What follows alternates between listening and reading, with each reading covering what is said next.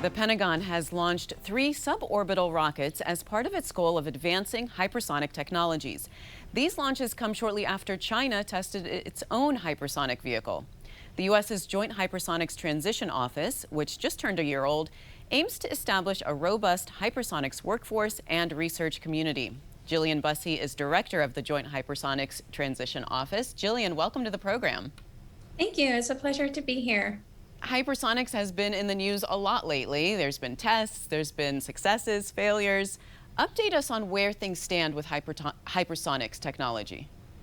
Okay, so we have a lot of exciting programs. I think we're really excited about the successful Hawk test that occurred about a month ago from Raytheon.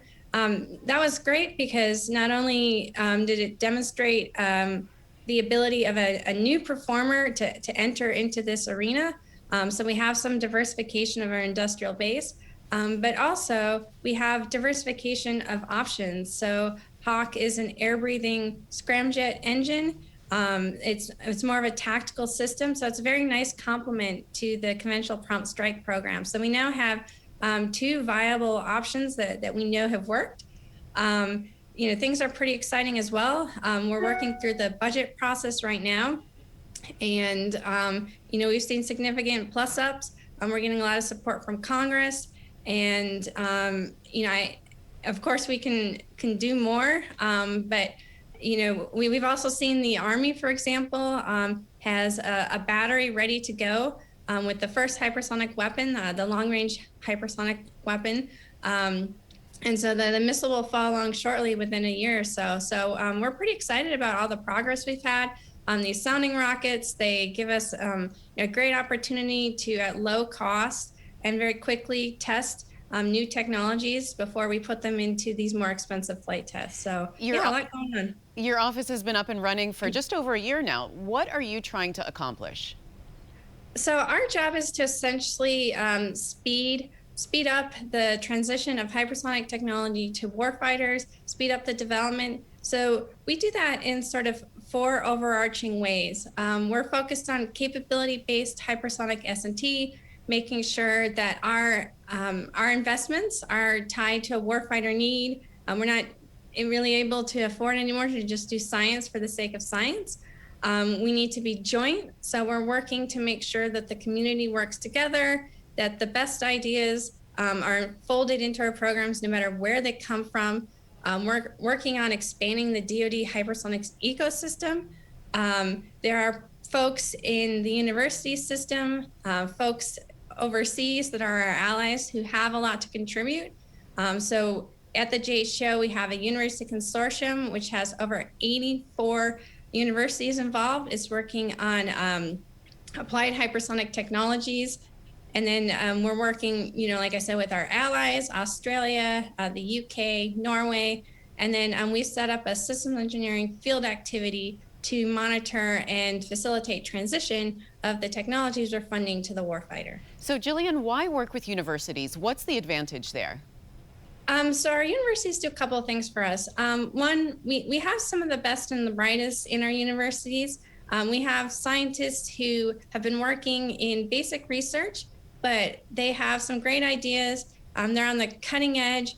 They're ready to transition their technologies, but they don't have anywhere to go unless they start up a startup or a small business.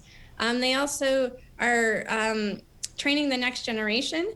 So we definitely need a lot more engineers and scientists working in hypersonics. So those professors are, they're bringing us our new workforce. So we want to invigorate those students, invigorate those professors. We want to get them to work on our problems.